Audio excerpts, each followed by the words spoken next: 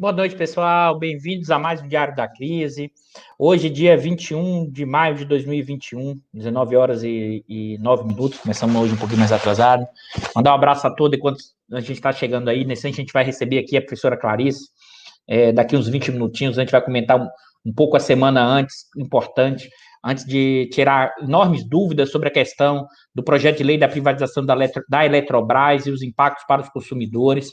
Então, vou mandando um abraço aqui, o Reginaldo, que está aí na área, chegou, o grande Leimar, sempre de Campina Grande aí com a gente sempre, desde cedo. O pessoal aqui falando, inclusive, vou abrir a cerveja para pensar melhor sobre o diário.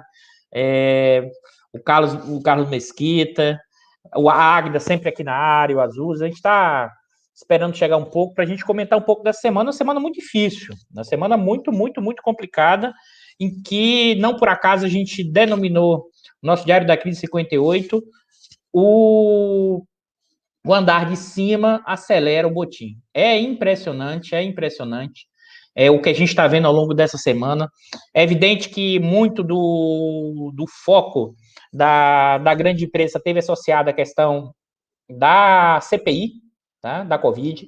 É evidente que alguém pode estar pensando, Eduardo, será que isso é uma visão para mudar o foco, perder o foco? Não, eu acho que, na verdade, tem essa questão da CPI, mas, ao mesmo tempo, está sendo aprovado ou em encaminhamento um profundo processo de botim, né? E os nossos setores dominantes continuam operando de forma impressionante no meio da pandemia, durante o governo Bolsonaro, né?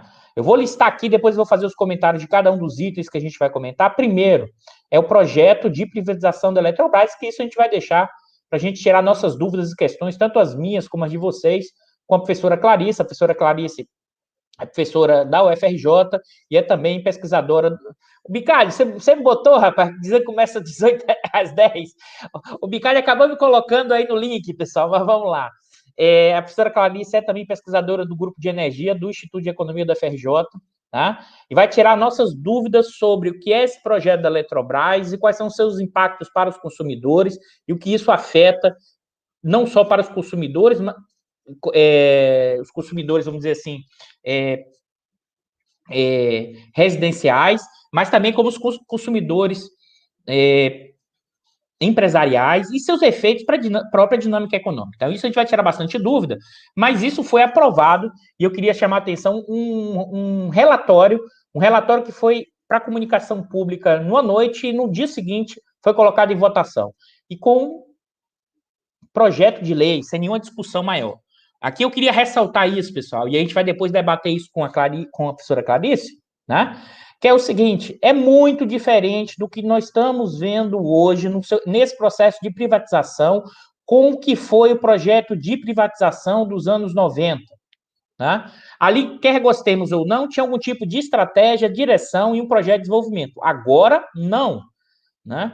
O que nós estamos vendo hoje, né? Nessa configuração é um butim, é um saque. Né? Eu queria reforçar esses pontos e isso a gente tem uma quantidade enorme de eventos que aconteceram essa semana que expressam isso. Tá? Eu vou destacar aqui o primeiro evento. Né? Eu vou compartilhar com vocês aqui a matéria, ok? Enquanto o pessoal está chegando, deixa eu compartilhar aqui para vocês, que é a questão da aprovação pela Câmara, né, do projeto. Vamos lá, deixa eu botar aqui para vocês. Vamos lá. A Câmara aprova texto base que dispensa licença ambiental para diversas atividades. Né? Isso vai fragilizar a própria matéria, e a gente vai tentar trazer depois aqui o professor Carlos Fritz Young, que é um grande especialista nessa área de meio ambiente do Instituto de Economia, para a gente debater o botim que está acontecendo na questão ambiental, que é visível, mas a gente vai trazer em algum momento o professor Carlos Eduardo Young para fazer essa discussão com a gente. Agora, o que já fica evidente são dois elementos nessa área ambiental. Primeiro, o desmanche institucional. Então, você vai dispensar a licença ambiental, flexibilizar, ou seja, deixar que as regras do mercado funcionem, né? Flexibilizando a burocracia, todo mundo fala mal da burocracia, então vamos flexibilizar a burocracia, para isso supostamente iria incentivar investimento. Só que isso terá um impacto, né? Eu estou mostrando para vocês aqui, enorme. Aqui o relator diz, a lei busca reduzir insegurança jurídica em relação ao licenciamento. Para ex-ministros do meio ambiente, no entanto, a proposta distorce e fragiliza o procedimento, criando uma espécie de regime de exceção. Entre outros pontos, né, o projeto dispensa determinadas atividades e empreendimentos de obtenção de licença ambiental, permite a licença autodeclarada, concentra o poder decisório sobre o licenciamento ao órgão regulador, retirando o poder de veto de comunidades indígenas, permite a junção de duas licenças em uma só, exclui as terras indígenas não demarcadas e os territórios quilombolas não titulados da análise de impacto. E eu vou parar aqui para comentar isso e juntar essa notícia no campo ambiental, tá? Também com a investigação que está sendo realizada pela Polícia Federal, tá? Que é a abertura de inquérito contra o atual ministro, né, do Meio Ambiente, né, com acusação de envio de madeira ilegal para os Estados Unidos, né? Isso é uma investigação ainda, isso saiu na imprensa, inclusive com o próprio STF retirou funcionários, né, do Ministério de Minas e Energia, indicado pelo atual ministro, o Salles, lembra lá, pessoal, da boiada, tá? E ele realmente está passando a boiada, mas essa boiada não está passando apenas no setor do meio ambiente, está passando em vários setores. Então, há uma combinação, e acho que é importante depois a gente tentar trazer aqui, professor Carlos Eduardo, para essa discussão, que explicita, nunca foi tão explícito a rapinagem, né, o butim, o saque, né? Então é impressionante ao ponto de que no inquérito da Polícia Federal sugeriu-se ao STF que não fosse avisado de antemão a PGR, né? E esse pessoal falava de corrupção, né? A questão é, libera,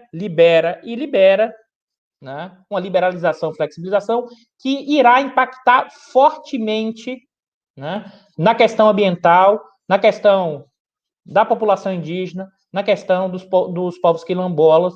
E a ideia é o quê? Acumulação primitiva na veia.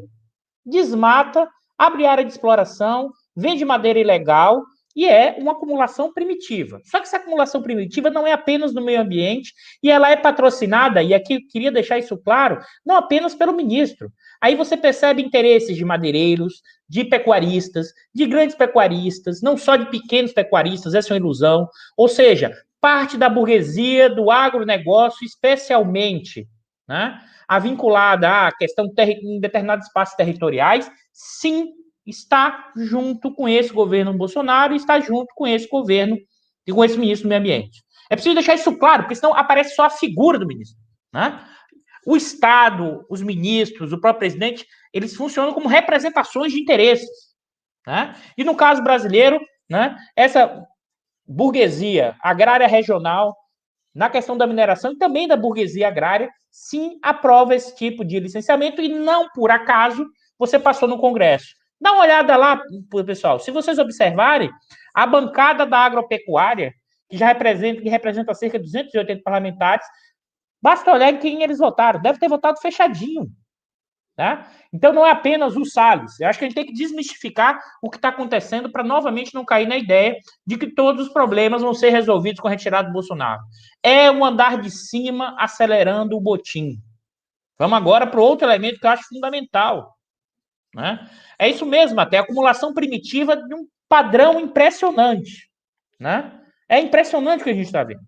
Num contexto que acho fundamental, porque se a gente pensa em acumulação primitiva, você tem um poder do Estado muito forte, por exemplo, do que é a discussão do cercamento das terras na Inglaterra, ou a colonização, né, no século XV e XVI, como instrumento dos Estados nacionais europeus, com um processo brutal do Estado nesse processo. Observe que aqui tem uma particularidade.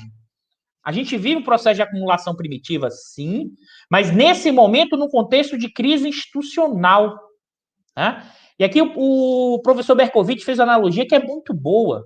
é muito diferente do que a acumulação primitiva sob o controle das companhias holandesas, né? Na questão do açúcar no Nordeste, era uma exploração brutal, mas era coordenado. O que nós temos, e ele fez essa analogia que é maravilhosa.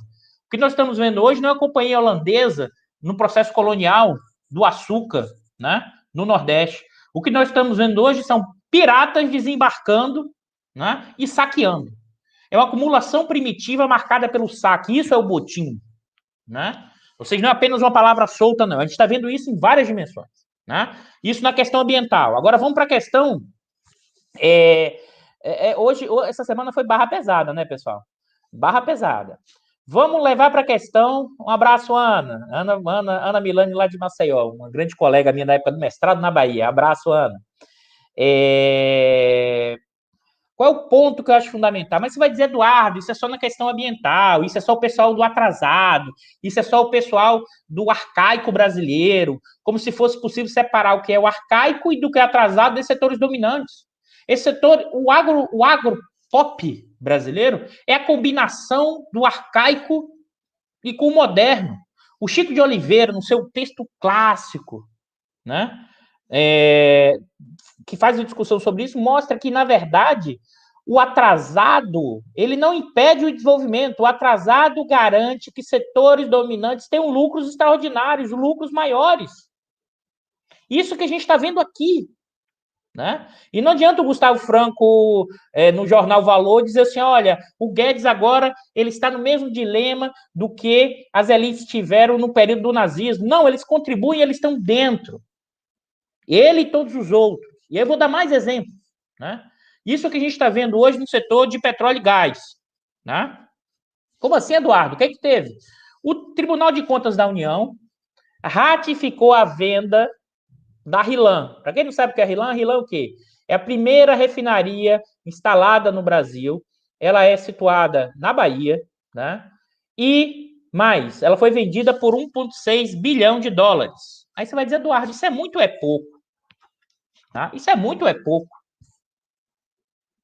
Né? A gente do INEP, que eu também sou pesquisador do INEP-FUP, né? Fizemos um cálculo do valuation. O que é valuation? O valor justo da refinaria. Mas não só a gente. A XP, junto com o BTG, tá? Fizeram um estudo, estudos próximos, e chegamos a um valor de que a refinaria deveria ser vendida em torno de 3 bilhões de dólares. Tá? E por isso causou toda uma celeuma. A gente do INEP, inclusive, no primeiro estudo da XP,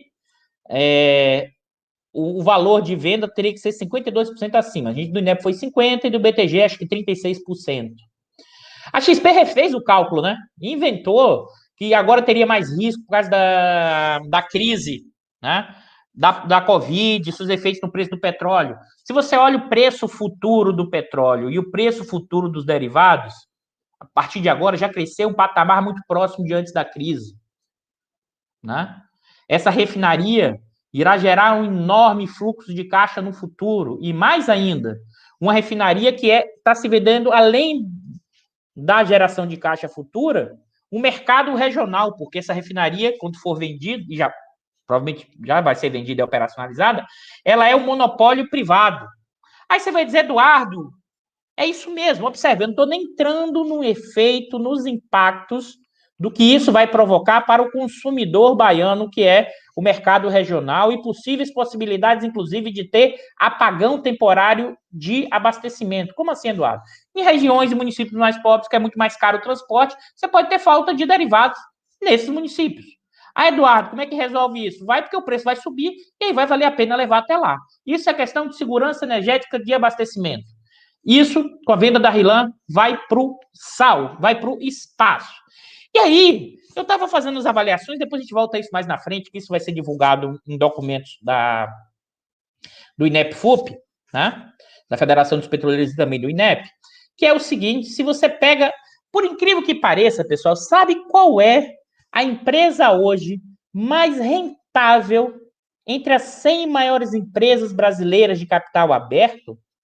Aí você poderia estar pensando assim, Eduardo, é evidente que é o Itaú, é evidente que é a Vale, né? É evidente que é Magazine Luiza, todos esses empreendimentos privados com capacidade. Eu vou dar um alerta para vocês, é o seguinte, as 100 maiores empresas de capital aberto, né, que estão na CVM, a mais rentável de 2020 foi, surpreendam caros e caras, a NTS.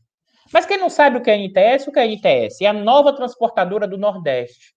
Atual proprietário dessa empresa, né, é um fundo de investimento vinculado a Brookfield, um fundo canadense. Né? Mas Eduardo, o que você está falando com a NTS? O que tem a ver com botim, com saque? Né? Pessoal, a NTS foi vendida em 2017 pela Petrobras. A NTS era uma subsidiária da Petrobras, foi vendida ainda durante o governo Temer, sob a gestão Pedro Parente. E a NTS, e foi vendida com qual argumento? Não, nós precisamos aumentar a rentabilidade da Petrobras e vamos vender ativos que são pouco rentáveis. Ou menos rentáveis. Tá? E aí você vendeu a NTS. O que é a NTS? Né? A NTS é transportadora de gás. Né? Ela, na verdade, você vendeu a infraestrutura logística da Petrobras na o quê? Na transporte de gás. Gasodutos, das várias ligações possíveis. Aí você falou, ok, vendeu, rende menos do que explorar pré-sal, né? Todo mundo pensando. Vamos lá.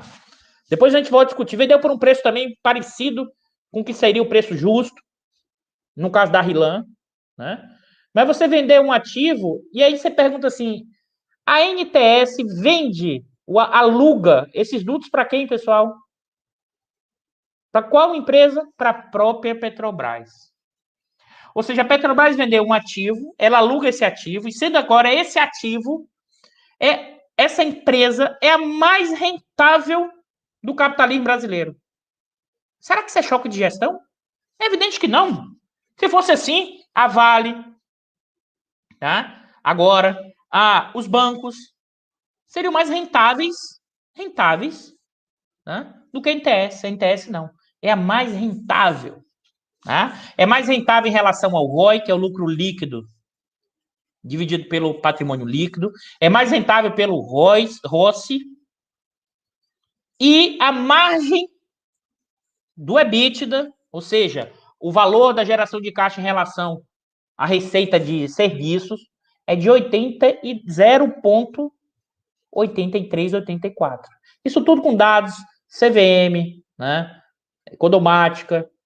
O que me impressiona é o saque em curso, e já começou anteriormente. Né? Já começou ainda no governo Temer, e isso tem a ver com o golpe. Né? O golpe foi dado para isso, gerar um processo profundo de acumulação primitiva, abrir novos espaços de acumulação para o setor empresarial, nacional e estrangeiro, nessas duas combinações. Nesse caso, estrangeiro a partir de fundos. Né? A TAG, que é outra empresa que foi vendida em 2019, também tem enorme rentabilidade, foi vendido para um fundo de investimento canadense também, com o argumento que seria pouco rentável. Então, isso está acontecendo no setor de petróleo e gás. Né? É impressionante. Né? E mais ainda, no meio desse butim, desse saque, é que é importante ressaltar aquilo que a gente já tem destacado há muito tempo, a crise institucional ainda em curso é funcional. É funcional para esse saque. Porque você flexibiliza as regras, você desestrutura e vale a lei do mais forte. E a lei do mais forte significa o quê? Quem tem mais poder, quem tem mais capacidade de atuação, sai comprando, né, ativos com preços baixíssimos. Né? Para você ter ideia, isso é impressionante, porque isso se tornou funcional. A crise institucional ajuda esse pessoal a fazer um saque. Eu estou reforçando isso porque esse andar de cima, essa mega burguesia, que a partir disso busca ganhar novos espaços, que sejam novos espaços de acumulação, que sejam novas rendas, como a gente vai discutir com a Clarice, associada à questão da renda hidráulica, rendas de monopólio, e no caso do setor energético e a questão da Eletrobras, da privatização, como elemento fundamental, e esses atores estão atuando de forma impressionante. Tá? Para você ter ideia, do meio você tem um saque de um lado, e por outro lado, que eu vou compartilhar para vocês, o aumento da lucratividade das maiores empresas de capital aberto, né? Dado que saiu, vou passar aqui a matéria que saiu no Valor, né? Opa, deixa eu colocar aqui. Matéria que saiu no Valor, e eu copiei aqui apenas o gráfico, depois a gente vai trazer isso com os dados de sempre que a gente faz aqui. Olha a manchete do gráfico, tá, pessoal? Melhor que encomenda. Balanços mostram força surpreendente em meio à pandemia. Surpreendente para quem, cara pálido? A gente está vendo isso aqui há bastante tempo. O que é que foi feito aqui? Aqui são as 200 maiores empresas de capital aberto, tá? E aqui está excluído os números da Petrobras e da Vale. Tá ok? O que é que a gente tem aqui, né, no primeiro trimestre de 2021? Né? Por que a exclusão da Petrobras e Vale, pessoal? Porque aqui o efeito é muito grande, porque essas duas empresas são muito grandes e pode distorcer a média geral. Tá? Então, a receita líquida, né, foi para 774 bilhões, um crescimento em relação ao ano passado de 24%. Em relação a 2019, um crescimento de 34%. Né? O lucro bruto tem crescido de forma expressiva mesmo no meio da pandemia. A gente ainda continua na pandemia. Tá? Vacinando, diminuindo os efeitos, mas ainda continua no meio de uma pandemia. Mais ainda, no meio de uma crise social profunda, com taxa de desemprego enorme, com uma população cada vez indo mais para a condição de pobreza extrema, mais ainda, quase 50% da população, tá? Isso foi um vídeo interessante lá, o Lema fez um vídeo essa semana e colocou com um pesquisador da Universidade Federal Rural do Rio, se não falha a memória, que vai mostrar exatamente o risco alimentar em curso. Mais de 50% da população com risco de probabilidade não sabe se vai ter o que comer com uma semana ou 2 semanas para frente. E esses capitalistas, essa grande burguesia, lucrando 27 bilhões. Tá? E aqui eu queria chamar a atenção, você vai dizer, Eduardo, esse lucro veio da onde? Eu já receitei isso. Calma que nesse a gente coloca a Clarice para discutir, tá, pessoal? Qual é o ponto que eu acho que é preciso chamar a atenção? Tá? Eduardo, os custos de produção, os custos de produtos vendidos, serviços subiram, né? Subiram. Mas você vai dizer assim, subiram menos do que a receita. E você olha assim, mas espera aí, Eduardo, o que é formado esse custo de produtos ou serviços vendidos? É formado pelo quê? Pela matéria-prima direta, tá? E é formado pelo quê? Custo, né, trabalhista direto, ou seja, trabalho associado à produção direta e insumos. O que eu queria chamar a atenção aqui? Os insumos subiram de preço e mais ainda, uma boa parte desses insumos são importados. Né? E se você olha o IGPM, deu quase 30%, que é um indicador de inflação que é afetado pela questão cambial. Então é o seguinte, se o IGPM deu 30% e só subiu 21% os custos de produtos e serviços vendidos, como é que foi possível isso? Essas empresas compraram mais barato do exterior? É evidente que não. Deixa eu tirar aqui e deixa eu voltar para vocês. É evidente que não. Onde foi feito o ajuste? Nos custos vinculados diretamente a pessoal no processo produtivo. Força de trabalho direto do processo produtivo. Feito ajuste em cima do quê? Da força de trabalho.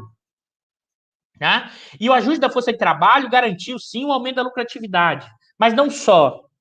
Se vocês olharem a quantidade hoje, como diria o velho Marx, em crise, a gente está vivendo um processo brutal de concentração e centralização de capital.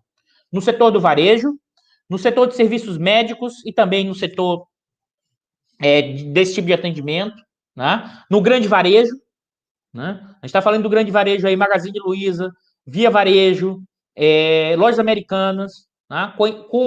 Comprando tudo que você possa imaginar de pequena e média na área do e-commerce. Para quem não sabe, acho que já falei isso, vou repetir aqui, por exemplo, estante virtual. Já é da Magazine Luiza desde o ano passado. Né? E mais ainda, quando não estão engolindo a pequena e média empresa, elas estão agora vendendo serviço para a pequena e média empresa. Qual é? Venha se instalar no meu site, eu faço a logística e você paga a comissão pela venda. É um processo impressionante que junta Concentração e centralização de capital, principalmente dos setores comerciais de serviço, né? Ajuste em cima do custo da força de trabalho, então ajuste em cima de quem? Da força de trabalho e da pequena e média empresa. Impressionante isso aqui, com PIB que caiu 4% no ano passado, e que esse trimestre provavelmente vai ser positivo, tá? Vai dar um crescimento. Tá? Tem redução de custos, sim, de juros, porque a grande parte das empresas brasileiras, elas muito mais pagam juros do que recebe, tá? São esses elementos importantíssimos para a gente entender o que está acontecendo, e isso implica, inclusive, uma reconfiguração do bloco no poder do capitalismo brasileiro com mudanças de posição relativa. Tá? Então, observe o seguinte, é impressionante, porque você tem de um lado, ao mesmo tempo, a acumulação primitiva, o butim, os saques sobre os ativos estatais, para abrir novos espaços de acumulação, e do outro lado, né, o aumento da acumulação assentada na mais-valia relativa, com a questão de ganho de produtividade do setor de e-commerce e coisas do gênero, mas, sobretudo, de aumento da acumulação pela via da mais-valia absoluta. Aí tem Eduardo, explica essa história de mais-valia absoluta, isso é coisa de barbudo, né? Isso é coisa de comunista, o que é que isso tem a ver com hoje? Tem a ver com hoje com Uber, pessoal. Pensa comigo o seguinte, o cara aluga um Uber, ele paga o aluguel do Uber, né? Usa bens de capital alugado e coloca o carro para rodar. E paga uma taxa para quem?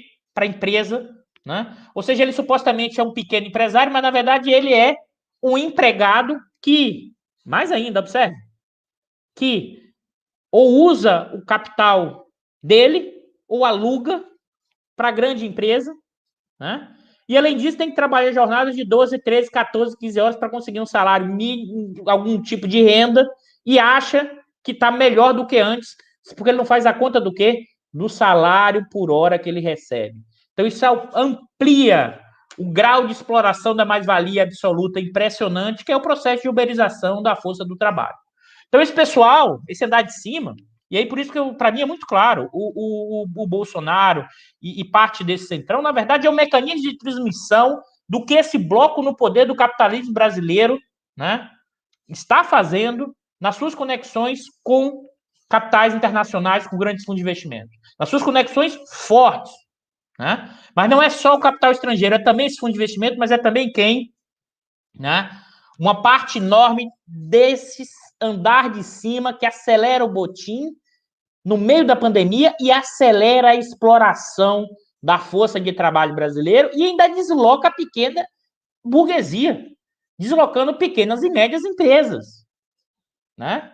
Ou seja, eu vou repetir isso aqui, o Bolsonaro não é a causa dessa crise. O Bolsonaro é a infecção oportunista que se apropriou de um corpo doente. E que corpo doente é esse? Esse andar de cima, como diz o Chico de Oliveira, lá no texto de 2012, se utiliza do jeitão para mudar as regras, mais ainda, no caso, porque ele não chegou a ver isso, mais ainda, não é só mudar a regra, implode as instituições para aumentar o saque. E agora fica meio assim, alguns, não, mas será que não vai ter problema? E mesmo o STF, quando recolocou o Lula no jogo, muitos acharam que agora se restabeleceu as instituições, as regras, isso foi para retornar o controle deles no campo jurídico. Mas se você olhar o que está acontecendo no campo da economia, no campo das regras, a possibilidade de privatização de subsidiárias da Petrobras, isso não é possível. E eles dizem que pode. O que está sendo feito no regramento da questão legal e dos processos em curso na privatização da Eletrobras, que a gente vai discutir a partir de agora, e para isso eu vou trazer a professora Clarice, para a gente discutir, o Bicalho vai colocar aqui a professora Clarice, que aí vai nos iluminar sobre o que está acontecendo, e enquanto ela está chegando aqui, né, o que eu acho importante, a professora Clarice chegou. Professora Clarice, boa noite. Eu vou chamar de Clarice, a gente. Clarice, obrigado pelo convite. Muito boa noite estar aqui com a gente do Diário, compartilhando esses conhecimentos e o que está acontecendo na questão da Eletrobras. Eu acho que é fundamental. Eu sei que você está nessa lives o tempo inteiro, nas discussões dos possíveis impactos. Então, assim, eu queria. A gente vai discutir um pouco o que eu acho importante, mas assim, eu queria te ouvir. Como é que está primeiro o andamento da questão da privatização, e depois a gente volta a discutir quem ganha, quem perde, os mecanismos, ou seja, mas é entender o que rodou essa semana do relatório, dessas estruturas, assim, um panorama mais geral, que eu sei que o setor elétrico é sempre com muito detalhe, muitas especificidades, mas acho que é passar para quem está nos assistindo, compreender o movimento que está acontecendo. Tá certo. Bom, em primeiro lugar, boa noite também. Boa noite a todo mundo que está nos ouvindo. O prazer é todo meu, né? Esse é um programa super importante. E trazer o setor elétrico para cá é muito bom, que a gente vai tentar fazer justamente esse exercício de passar as grandes linhas para falar tudo que aconteceu essa semana, que, como você disse, foi muito pesada. Teria que ser um programa só para isso, porque eles vão atropelando tudo, né? A gente podia fazer um sobre a mudança dos ritos, 2, sobre o desrespeito às pré-condições para se colocar uma medida em urgência, né, que foi isso que foi feito. E terceiro, aí passar horas discutindo o teor do relatório, né, do senador que encaminhou esse pedido, né, que estimula, né, que seja feito esse processo de capitalização, que alguns não querem chamar de privatização, mas a gente vai explicar por que é sim. Né? Ele começa dessa forma, mas ninguém sabe como ele vai terminar. Então, o que aconteceu? Essa semana, eles não só, e como você colocou de forma muito pertinente, quer dizer, eu acho que, claro, esse governo não queria a CPI, porque, né, mas esses fatos já ocorreram, né, e enquanto está se analisando esses fatos passados, a boiada segue tanto na área do meio ambiente como na área no nosso setor aqui, no setor elétrico, com o pessoal querendo vender aí a Eletrobras, né, maior empresa de eletricidade da América Latina, sexta maior empresa do Brasil, num regime de urgência. Então, Clarice, o que é isso? deixa eu te perguntar uma coisa. Acho que é interessante aqui.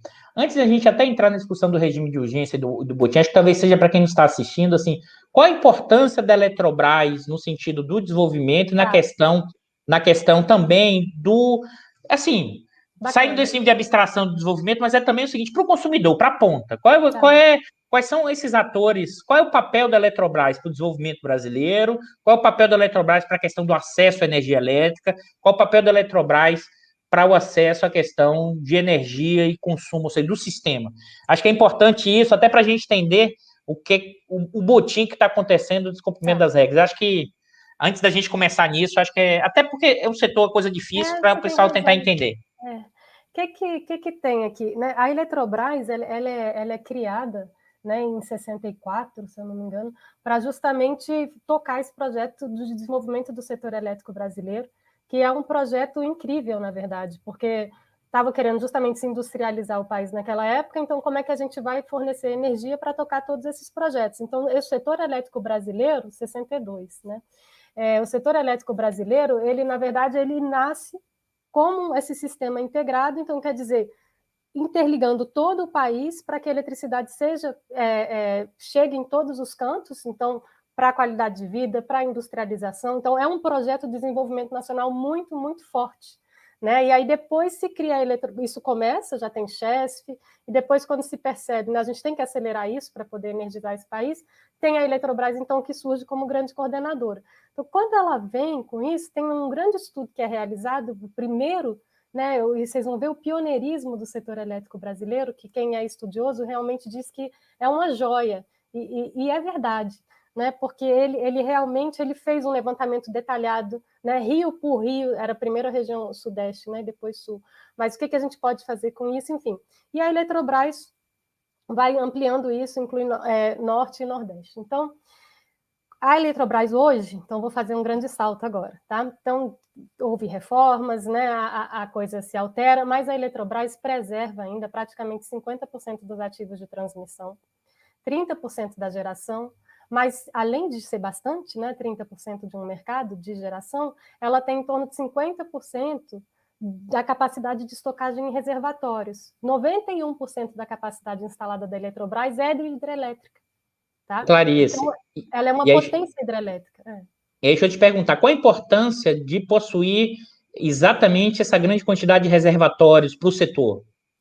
Aí a gente começa a puxar ainda mais para a atualidade, que é a questão justamente do setor. Está passando pela primeira revolução tecnológica em quase 100 anos, que é a introdução né, e expansão bastante significativa em curto espaço de tempo dessas energias renováveis variáveis, que é o sol, que é o vento. E aí, o que caracteriza esse, né? Viva, renováveis, mas elas flutuam, né? Então, eu não tenho a questão da incerteza, eu não sei quando ela vai entrar. Tem a questão, né, dessa questão de eu não sei exatamente quanto eu vou ter, então tem um problema grande de previsão. Então, para operar, né? E aí, o que você tem? No setor elétrico, você precisa sempre de uma estabilidade, tá? Então, você tem que manter a frequência, senão a rede cai, né? Então, Clarice, então, eu te perguntar uma coisa, só fazer um comentário, talvez para quem não é da área, é como se fosse assim, vê se eu estou falando besteira, é como se fosse o seguinte, olha, o vento, energia solar, ela não fica o tempo inteiro, para. Isso. Só que o sistema tem que ficar com energia rodando, é isso? É um, tipo uma bateria, isso. como diz o Bicalho de vocês, assim, é uma bateria, você precisa de uma bateria para fazer tipo um backup. Então, é esse o papel dos reservatórios para manter esse processo? É um pouco isso? É isso. E aí, na verdade, ele quer dizer, ele é o grande o quê? Regularizador de toda essa variabilidade, intermitência e incerteza. Você tem características diferentes aqui que só te traz risco e grande dificuldade de lidar com isso, né? Então, o que os outros países estão fazendo? Você olha, para a gente dar conta de lidar com tanta variabilidade, a gente tem que ter justamente o backup. E aí esse backup pode ser, né, ou uma fonte que eu jogo e que entra instantaneamente, porque é instantâneo. Aí esse é outro ponto da renovável muito importante. A geração tradicional, ela se conecta na rede com um gerador síncrono, então ele gera gera uma inércia. Então, na hora que para uma termoelétrica por alguma razão, ele vai entregar ainda para a rede um pouquinho de eletricidade que estava ali. Quando é sol e quando é vento, não.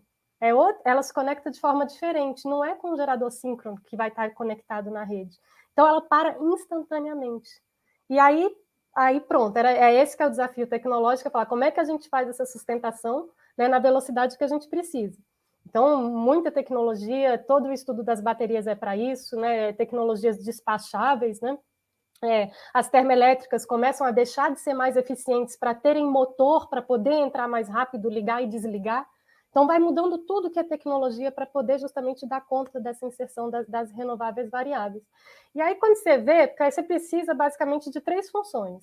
O negócio instantâneo, o acompanhamento da variabilidade, por exemplo, fiquei 2, 3 horas durante o dia, a gente sabe se vai ter vai mudar um pouco o tempo, que a gente fala, isso é o acompanhamento da carga. E o terceiro é o meu planejamento, que aí depende, essa estação do ano não tem muito sol, ou essa estação do ano não tem muito vento. Então, você tem, 3 tipos de resposta que você vai precisar para dar conta dessas fontes. E aí, a única tecnologia do mundo que te dá isso é o reservatório. Então, esse é o ponto. E é isso que eu ia te perguntar. Por exemplo, com essa mudança tecnológica, que ainda tem avançado, mas provavelmente não tem avançado tanto, em que sentido eu estou querendo dizer? Em termos de redução de custos, qual é o impacto disso em termos. Porque aí eu estou olhando o custo para a produção e o rebatimento disso para o preço final da energia, para os consumidores empresariais ou residenciais. E aí, por isso que eu estou te perguntando o seguinte: esse reservatório ajuda a reduzir custo, é isso? No processo de geração? Porque é o seguinte, se você não tiver esse reservatório, o que você tem? Nos sistemas que têm maior participação de renováveis, se você não tem uma tecnologia, uma fonte, né, barata que para poder te ajudar, que é justamente o reservatório, na verdade, e você tem que ter uma rede mais segura também, você tem que ter algumas, a gente fala de redundâncias, então a geração vai ficando muito mais barata realmente dessas novas tecnologias, mas as adaptações que você vai tendo que fazer para o sistema vão encarecendo. Então, de forma sistêmica, olhando para o sistema elétrico, os sistemas não estão entregando uma eletricidade mais barata. A geração fica mais barata, tá? Mas isso mais ou menos. Clarice, deixa eu te. Pode falar. Desculpa, eu vou te interromper, né? Porque são dúvidas minhas e provavelmente são dúvidas do pessoal que está assistindo que não é da área. Então, é como se fosse o seguinte: olha, o backup, vamos lá. Então, parou de ventar, tem que jogar no sistema energia. Isso. Se não for reservatório, que aí é a questão da energia e utilizando, por exemplo, eu posso ligar uma térmica, vamos dizer assim, que é muito mais cara, é isso? Então, esse é o efeito de você estar utilizando nesses mecanismos de backup, quando você utiliza isso, o custo sobe muito, que é a utilização do gás e queimar gás para ficar nesse processo. É um pouco isso, né? Só que isso é uma termoelétrica moderna, Dudu. Isso não é uma termoelétrica qualquer. Então, essa é uma termoelétrica nova, que vai funcionar motor, e a gente não está com esse gás ainda aqui, entendeu? Então, e além disso, eu não sei se você sabe, mas na Europa já a tonelada de carbono já está mais de 50 euros e é uma reta ascendente a precificação do carbono já. Estados Unidos a mesma coisa, e lá nos Estados Unidos eles já estão falando de carbon tax trade, né? Quer dizer, um imposto sobre o que tiver de carbono embutido, porque eles também vão ter que compensar o que eles estão gastando lá. Então, isso vai ser precificado. A gente não está precificando aqui ainda porque a gente está discutindo essas coisas do século passado sendo assaltado, como você disse. Mas tem um monte de coisa acontecendo e a gente vai sair, não tem escapatória. Está à beira de um colapso ecológico, você tem que fazer essa transição. Então, a gente vai demorar mais se continuar com políticas dessa forma, mas o resto do mundo ninguém está esperando, né? O Brasil, pelo contrário, né? Vai ter que andar mais rápido ainda para compensar o que está sendo feito aqui. Então, essa termoelétrica aqui do Brasil vão ser essas novas, né, que vão demandar um enorme investimento em infraestrutura e que ainda corre o risco de ser abastecido por GNL. Então, você explode com o preço da tarifa de eletricidade colocando uma termoelétrica desse jeito. E não faz o menor sentido porque você tem o reservatório. Então, isso você pensa se você não tem mais nada, né? Se você não tem outra solução. E aí, Clarice, aí eu vou juntando com o que você falou, porque aí é um ponto que eu queria ressaltar, é o seguinte, então, o que você está vendendo a Eletrobras, em boa parte, são os reservatórios. Então, aí que é um ponto. Esse reservatório, para quem comprar, vai garantir uma renda de monopólio, é isso? Para quem não entende essa discussão, é o que? Olha, eu é que vou controlar a vazão ou não, eu que vou determinar o preço da utilização da bateria, que agora deixou de ser privada, em vez de ser estatal. É um pouco isso? É por isso que... Tá. Exato. E é pior do que isso, na verdade, porque enquanto a gente está falando aqui, quanto vai custar esse impacto hoje, né? As pessoas estão fazendo as contas com o sistema como ele é hoje. Mas, em paralelo, está o regulador, que deveria zelar pela integridade, né, pela segurança de abastecimento, da gente estar se atualizando, né, e das necessidades de um setor elétrico que é robusto e que é renovável. O regulador está tocando outras resoluções, como a 697, que está precificando. Então, agora, a gente deu mercado, porque isso avança em paralelo, tem que se entender. O processo de privatização está avançando em paralelo com reforma setorial e com reforma regulatória. Essas coisas não podem andar juntas, institucionalmente falando. A gente está privatizando um ativo antes de fazer a mudança da estrutura, que é o que vai definir o valor desse ativo amanhã, certo? Então, veja. É o que acontece no refino. Aí sabe o que acontece? Quem comprou o ativo, e se for regulado depois, vai entrar na justiça, dizendo que não tinha regulação, ainda vai receber indenização do Estado se tiver mudança regulatória que mude os lucros dele. É um negócio impressionante. É saque em cima de saque. Ele não tem que se preocupar, porque você sabe o que eles vão precificar? Eles vão precificar isso. Esse atendimento instantâneo, você vai vender por um preço altíssimo, é livre. Ninguém sabe onde eles vão botar o tempo. O acompanhamento da carga, você pode ser ainda um outro produto. Eles estão criando produtos.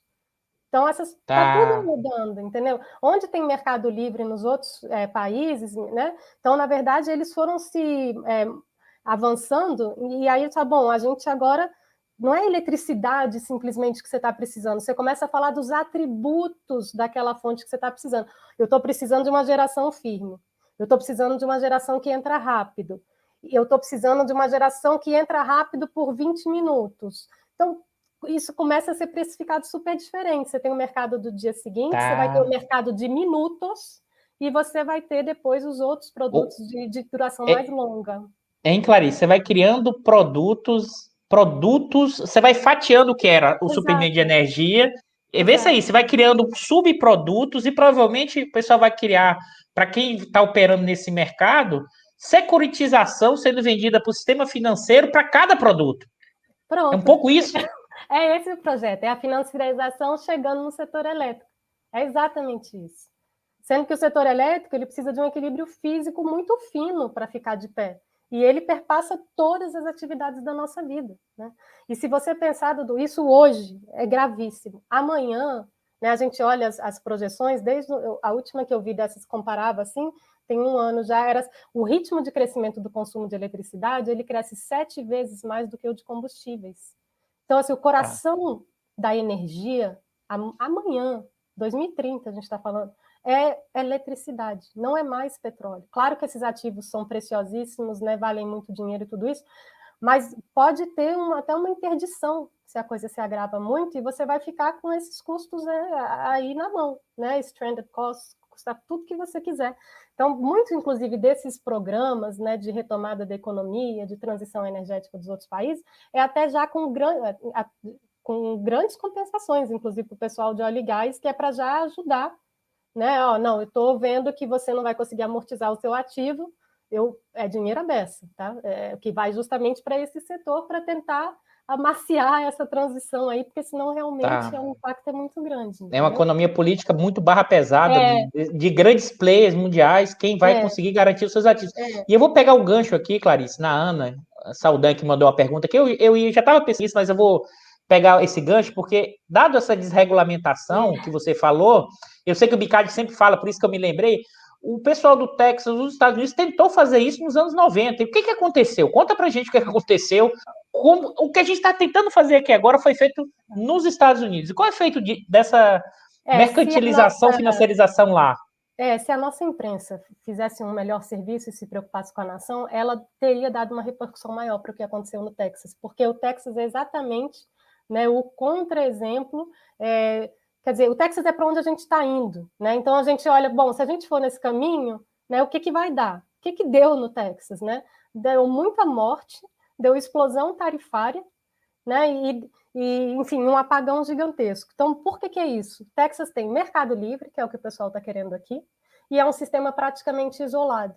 Por que ele é um sistema isolado e por que essa dinâmica corre um risco muito forte de acontecer aqui? O sistema nacional ele é todo integrado. Então, tem a questão do Clarice, desculpa te interromper, que o Ricardo me chamou a atenção, que o Texas é hoje e o que foi a Califórnia em 2001. Acho que é importante fazer essas duas conexões. O que é o movimento do Texas hoje, e em parte também o que é que foi lá em 2001, na questão da Califórnia, nos apagões, também já lá atrás, em 2001. Eu vou seguir nesse do Texas agora, porque ele é muito ilustrativo e depois a gente vai lá. Aí, o que aconteceu? O Texas ele tem essa configuração que chama a atenção da gente, porque assim, o que é interessante do setor elétrico brasileiro é que a gente tem os reservatórios, e esses reservatórios, grandes caixas d'água, né, colocadas em alguns lugares do país, eles estão interligados por linhas de transmissão. Então, esse jogo do equilíbrio todo que a gente estava falando, ele se dá não é só porque você tem reservatório, é porque você tem o reservatório e você tem a linha de transmissão que leva aquela eletricidade para onde for necessário. E a gente tem 4 climas, então tem muita variação. Então, num lugar vai chover, esse reservatório vai estar bom, no outro não vai estar, mas não importa, né? Você pode, o Roberto fala, né? O Roberto Araújo do Ilumina, que você, pela linha de transmissão, você leva 2 usinas, né, de Tumbiara, né, de uma região para outra. Né? Lá não tem a usina, mas você vai ter eletricidade como se você tivesse, porque você tem um reservatório num outro lugar e a linha de transmissão, né, fez essa eletricidade chegar lá. O Texas, o que ele quer? Ele, na verdade, ele quis ficar um sistema isolado. Não tem linha de transmissão que ligue o Texas a outras regiões. Agora, é um estado riquíssimo em recursos energéticos. Tem muito vento, tem petróleo, a beça, né? Tem gás e tal. E aí, quando ele resta isolado, então, na verdade, ele está só sendo atendido pelo mercado dele. Então, na comercialização de eletricidade lá no Texas, né? Então, não teve de onde buscar. O que aconteceu? A onda de frio foi tão intensa que não foi nem a rede, foi antes da rede o negócio já começou a falhar. Gasoduto congelou, teve as infraestruturas de base mesmo, o pessoal não conseguiu nem gerar essa eletricidade para entregar, tá? Então, você oferta-demanda, o pessoal que tem contratos, porque vai mudar tudo, nossa conta de luz muda. Você vai contratar a tua eletricidade, eu quero um preço fixo, isso vai ser muito mais caro. Eu quero um preço que acompanhe a geração. Então, você vai ter um preço menor, mas você vai ter um risco muito maior. Então, a capacidade de pagamento das pessoas está dada, todo mundo olhava aquilo ali, bom, eu acho que eu vou ficar com essa tarifa mais barato, né? Tudo muito caro, né? Esse neoliberalismo em todo lugar, enfim. Então, isso foi avançando dessa forma. Então, as pessoas ficaram muito expostas ao risco. E aí, na hora, de repente, começou a falhar. Então, quem tinha ainda eletricidade para vender foi vendendo, e, de repente, os geradores, eles avisaram o regulador, olha, o sistema vai cair. Então, o regulador falou, sobe esse preço agora. O próprio regulador mandou disparar o preço para o preço teto, que é $9.000. Quem sai de 70, 80, vai para 9 mil, que eu estou falando. Tá? E aí, mas não foi suficiente, porque não era uma simples redução de demanda. As pessoas estavam, inclusive, sem poder reduzir a demanda, porque estavam a menos, sei lá, menos 20, menos 30, aquecimento elétrico. Se você não liga o aquecimento, você morre. Então, eu estou falando de uma coisa impossível para o Brasil? Estou, mas uma onda de calor de 50 graus no Rio, isso pode se perpetuar por vários dias, ar-condicionado consome às vezes mais que aquecimento.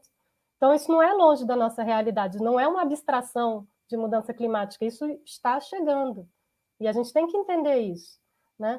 Então, foi isso. Então, eles não tinham conexão com mais ninguém, então não podia, porque tinha outras regiões perto que não foram afetados por essa onda de frio. Então, se tivesse uma linha de transmissão vindo de outro lugar, teria entregado a eletricidade e ela teria atendido essas pessoas. Então, essa integração teria feito com que não houvesse o colapso e impedido a explosão de preço. Né? Então, o que faz o sistema isolado fisicamente e financeiramente? É o que você vai ver no Texas. E aí, o que a gente vai fazer se a gente não tiver a garantia de que esse sistema de transmissão vai estar todo integrado aqui no Brasil? Esse pessoal vai querer fazer monopólios regionais e vai fazer o preço certo. A gente sabe o que vai acontecer. Né? Então, esse preço dentro de cada sub-região aí, que eles vão... Porque a gente já tem gargalos de transmissão hoje, né? E isso favorece determinados agentes em determinadas regiões. Então, o sistema brasileiro, ele nasceu para ser olhado na sua integralidade. Né? Ele precisa dessa coordenação. Então, é pela nossa geografia, além, né, de todas essas aberrações assim que a gente está falando das renováveis, mas da nossa geografia é isso. Porque você precisa coordenar para isso funcionar. Clarice, você trouxe um ponto que é a discussão do Texas, mas que traz a nossa analogia, que acho que é o elemento da integração, né? Como o sistema precisa e ganha em eficiência e redução de risco quando ele está integrado. E esse movimento a gente está desintegrando. Eu acho que é interessante, porque aí eu vou puxar para voltar para a questão da Califórnia, que é o seguinte: uma das dimensões do problema da privatização é que você desintegra e o sistema como um todo perde eficiência e os riscos aumentam.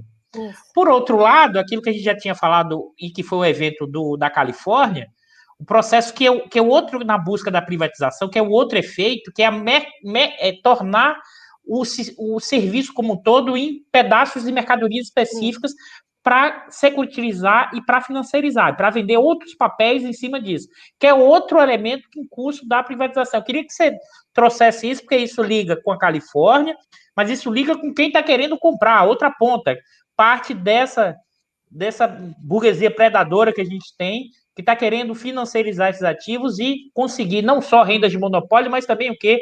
Criar novas mercadorias no processo de acumulação. Aí eu queria trazer essa discussão, Hélio, eles tentaram fazer isso lá na Califórnia em 2001, né? O que deu nisso? Então, aí o que deu isso lá? Deu crise, né? Deu quebradeira, inclusive, né? Na verdade, eu nem me lembro muito dos detalhes, para ser sincero. Bicalho vai ter que entrar aqui. Mas, enfim, não, mas foi isso, é o compartilhamento de risco. Quem ficar com esse risco na mão tem que ter capacidade para assumir esse risco. E, na verdade, você fala, bom, se eles congelam o preço, né, regulado o preço em determinado lugar, mas uma outra, a geração teve preço regulado, a distribuição, não, o contrário, na verdade, se eu não me engano. Mas, enfim, dependendo do segmento, se você segura numa ponta e congela na outra, quer dizer, você pode ficar fazendo esse preço aumentar de propósito. Eu vou provocar uma escassez para poder justamente valorizar, né, a eletricidade, o meu produto. Né? Sim, e quanto mais eu tiver de produtos que eu puder, né, relacionar a essa escassez e tudo isso, então melhor ainda. E isso a gente já vem observando aqui, que é essa falta do investimento nesse projeto de integração.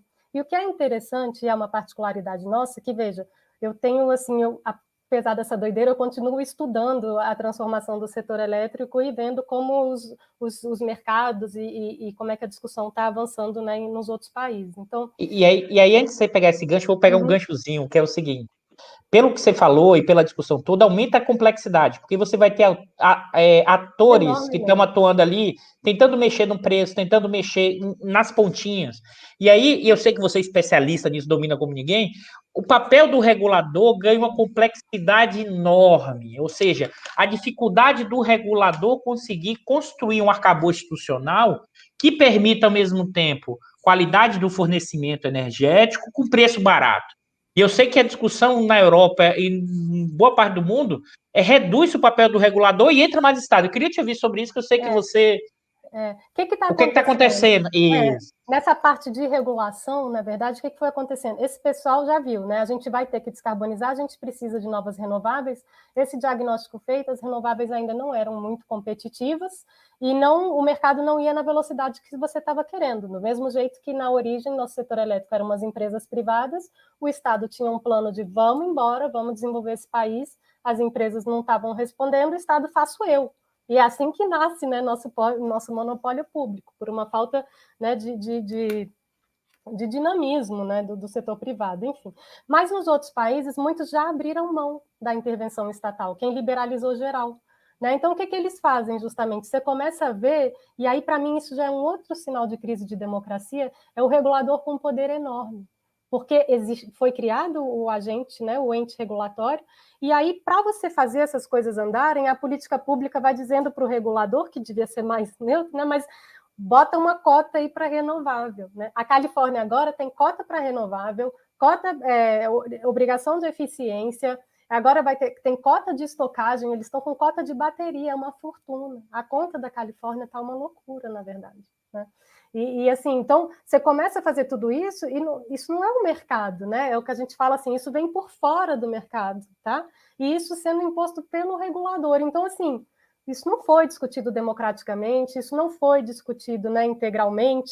Tem estudioso do assunto, né, um dos mais brilhantes que eu conheço, no último seminário que eu vi, eu não posso citar porque era Chatham House Rules, então é segredo. Mas, enfim, respeitando o jogo, ele falou, eu não trabalho mais com isso, porque a gente não está mais falando de mercado. A gente só está falando, né, de camadas de mecanismo de incentivo fora do mercado, né, e fazendo uma precificação completamente arbitrária. Porque aí você começa a ter os lobbies das tecnologias. Ora, se a gente estivesse falando de concorrência mesmo, a gente deixa elas competirem entre si. Né? Aliás, só para fazer um parênteses, né? E o pessoal aí está falando que essa privatização aqui vai trazer concorrência, e concorrência é melhoria, né? Porque eles se esforçam e tudo. Mas que concorrência é essa? Se já vem um projeto de privatização que te obriga a contratar térmica, que te obriga a contratar PCH, entendeu? Cadê a neutralidade? E aí, nesse gancho, explica para a gente o que é o projeto. Eu acho que é o gancho que você fez que eu acho importante, ou seja, não tem concorrência, está tudo estruturado. Tão interessante, assim, a gente chegou num ponto de tudo meio de cabeça para baixo, que até o pessoal do Novo criticou o processo de privatização. Está tudo torto mesmo. Você vê a crise institucional que a gente está vivendo. Mas eu queria que você detalhasse para a gente quais são os principais elementos do projeto e seus impactos nesse sentido, desintegra, assim, esses elementos que a gente comentou, a gente já até falou, mas a desintegração do sistema, a mercantilização, mas o que o projeto, de maneira geral, apresenta para a gente? Tá. Posso só fazer um parênteses antes? Claro, você manda, Clarice, pode deixar. Além dessa coisa da gente estar vendo que com as renováveis, à medida que você expande a integração, você aumenta, quer dizer, a diversidade geográfica, então você aumenta, né, a variabilidade de recursos e a diversidade, então isso te traz mais estabilidade quando você junta o sol de cá com o vento da ponta. Você tendo transmissão, então o grande lance de todos os países preocupados com transição é transmissão, para a gente conectar as diferentes fontes de recursos variáveis e tentar justamente trazer estabilidade para esse setor. Tá? Então, isso está dado. E esses setores não têm nem reservatórios hidrelétricos, a maioria deles. Aí, então, se o sistema hidrelétrico, esses modelos que estão sendo discutidos aqui, tanto a privatização como a primeira abertura do nosso mercado, foi simulado baseado muito no modelo inglês. O modelo inglês ele é baseado no modelo de base termoelétrica. A base termoelétrica é o seguinte, eu tenho uma termoelétrica de 5.000, de 2.000, de 1.000, enfim, eu tenho uma aqui, eu tenho outra ali, a soma do meu sistema é a soma dessas capacidades. O hidrelétrico não, porque quando eu boto duas hidrelétricas ao longo de um mesmo rio, elas regularizam o rio. O que você vai descobrindo é que no setor brasileiro, né, na hora que você integrou tudo, você tem 20% a mais, graças a essa regularização. Então, você que fala, né, da renda extra e da renda de monopólio, então, além deles capturarem isso, alguém vai ficar além. Quando você perde a integralidade, esses 20% desaparecem. Então, você fatiar um sistema da nossa geografia, você joga fora 20% da sua capacidade de geração. Isso é um crime. Isso é a privatização aumentando enormemente a ineficiência do sistema. Isso. entendeu? E você perde isso, que é um ganho, né, um precioso. Então, Muito interessante, Clarice. Você trouxe elementos aqui de síntese que eu vou sintetizar para o projeto. Primeiro, a própria privatização gera um aumento da ineficiência do sistema com perda de 20% dessa capacidade na gestão desse processo. Dois, o outro elemento tem a ver com o quê? Com a mercantilização e a criação de novos produtos, a financiarização, que aumenta o risco do sistema e tende a aumentar preço. E o terceiro elemento que você está falando é o quanto a lógica da transição energética, a importância da questão dos reservatórios, isso tende a dificultar e aumentar o custo da transição energética e que provavelmente vai ser repassado para os consumidores com menor poder de barganha.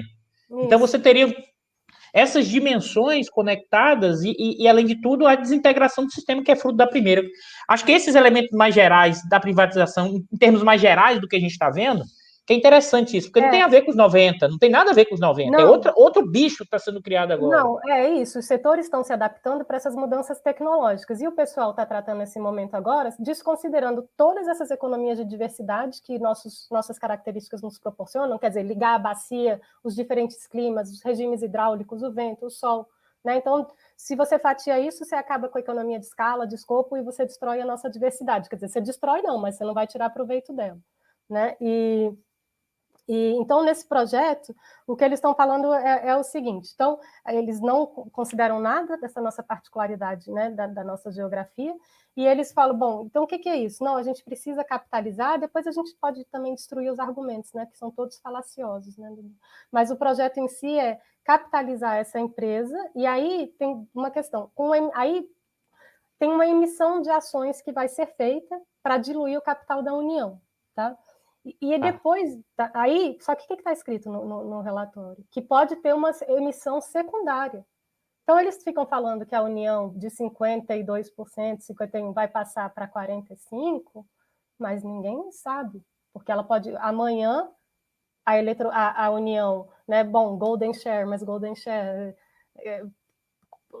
eles não são obrigados a usar a Golden Share, né? E a gente está vendo quem são essas pessoas, né? Então, se eles não fizerem exercício disso, pode muito bem se fazer uma oferta secundária e se pode privatizar mesmo a Eletrobras. O que está sendo aprovado abre a porta para uma privatização total. E aí é você abrir mão de tudo isso que a gente estava falando, né? E você abrir mão do controle da água, porque eu estou te falando que isso é uma coisa essencial para a transição energética, é reservatório e transmissão, né? Mas você tem toda a questão do uso da água, que é justamente 70% das nossas reservas hídricas. O Brasil é o que tem o maior volume de reserva de água doce do mundo, tá? 12% da água doce do mundo está aqui, né? Sendo poluída, sendo, né, afetada pelo desmatamento, toda essa desgraça. Mas a gente tem o maior volume de água doce aqui, 70% na Amazônia. Tá? Então, se a gente entrega o controle dos reservatórios, a gente pode esperar, né, que o pessoal tenha um conflito, né? Eu vou deixar isso aqui estocado ou eu vou gerar? Ou eu vou fazer dinheiro na hora que faltar e que o preço estiver lá em cima, né? Então, isso aumenta muito o risco do sistema, porque aí a oportunidade eu gero ali rápido para ter lucro rápido e depois, se na frente eu não faço planejamento disso, vai ter escassez necessariamente. É e isso, né? Talvez não tenha num primeiro momento. Não escassez física, né? Mas aí rebate no preço. É importante isso, Clarice. Muita gente fala de apagão, porque como a gente viu apagão em 2001, a gente, na verdade, não teria um apagão no sentido de escassez, de racionamento, mas vai bater no preço que, exemplo, você deu do Texas, né? Vai para a lua o preço, é isso? Vai para a lua o preço e pode muito bem ter um racionamento também físico. Caramba, tá? Então, porque as coisas, a hidrologia vai diminuindo, você vê o Rio São Francisco e tudo, desde 2016 você não tem uma afluência que era histórica, está tudo abaixo. Então, assim, a gente já está sendo afetado. Não se fala de mudança climática porque a gente é bombardeado por todas essas crises que vêm acontecendo. Mas a gente tem que tomar pé, né, dessa transformação que a gente está vivendo e ir se adaptando e se preparando para isso. Mas, então, nesse momento agora, a gente, mesmo apesar dessa crise seca, o que a gente está dizendo, este ano provavelmente não vai ter o apagão, porque a economia está muito, né, deprimida, as atividades muito baixas, etc. E a gente tem muito térmico. Mas a gente voltando a ter um crescimento, mesmo pequeno, está super tensionada a oferta de eletricidade, você corre o risco de apagão físico, sim. E aí é isso, é essa dupla porrada, né? Quer dizer, tem a explosão tarifária no primeiro momento, e ela pode não ser suficiente, porque uma coisa é o mercado comercial, outra coisa é a integridade física do sistema. E depois pode cair isso, né? E aí você não tem nada, não tem preço que vai te trazer eletricidade. Era isso, foi isso o Texas, né? Você explodiu o preço e não te traz eletricidade. O mercado não te dá o produto físico, né? As pessoas têm A que entender. gente, a gente é o debate, né, Clarice, da segurança energética. As pessoas acham que a palavra segurança energética é uma coisa meio vazia, não existe mais Não. isso. O mercado supra. É impressionante os dados e as informações que você está trazendo. Mas continua, Clarice. Não, Continua então, aí. aí é isso que você está falando. Eu e os ouvintes estamos dois aqui, mais informação, pode continuar, que a gente eu estou aprendendo muito e acho que o pessoal que está assistindo também. Fico feliz. Porque é bom que todo mundo saiba mesmo, né, da importância disso e da rasteira que a gente está tomando, né, e da falta de... É isso, né, Dudu? Acho que é um país sem planejamento, né, porque só é a única coisa que pode explicar um movimento desse. E quando as palavras principais dos relatórios que você vê né, porque as mudanças climáticas, na verdade, elas vão estressar os sistemas elétricos em dois sentidos. A gente falou que a tendência a consumir eletricidade já está aumentando. Então, você já tem que estar com um sistema que é capaz de aguentar esse aumento de demanda. E ele está aumentando, e muito, porque a gente está eletrificando o uso da energia. Então, de repente, então você tem que ter um sistema mais robusto, você tem que expandir isso, e você tem que expandir isso para aguentar também essas variações. Então, alguns lugares redundância, interrupção para não fazer o blackout sair, né, se propagando ao longo de várias redes. Então, você tenta segmentar isso. É bem mais caro. Não é assim, a gente tem esse desenho perfeito, mas a gente precisaria, aí sim a palavra, né, modernizar um pouquinho para justamente, um pouquinho não, é um eufemismo, tem que trazer novas tecnologias para fazer um sistema mais robusto. Então a gente fala eficiência energética, para você não estar sobrecarregando o sistema além do estritamente necessário, então uma sobriedade, né, de uso mesmo. Então, P&D explodindo nos laboratórios de governo nos outros países, na verdade. Então, isso que está acontecendo, então, voltando só de novo, né? Eu fico indo e voltando. Mas voltando, por exemplo, a gente privatizar a Eletrobras, e já está no projeto, inclusive, se para de botar dinheiro no CEPEL. Daqui a 4 anos. Já vai caindo o aporte. Clarice, explica para isso, que é o CEPEL, isso. O que é o CEPEL? O CEPEL é o Centro de Eletricidade, né, de pesquisa, justamente, e desenvolvimento de eletricidade. Esse é o maior centro de pesquisa em energia elétrica da América Latina.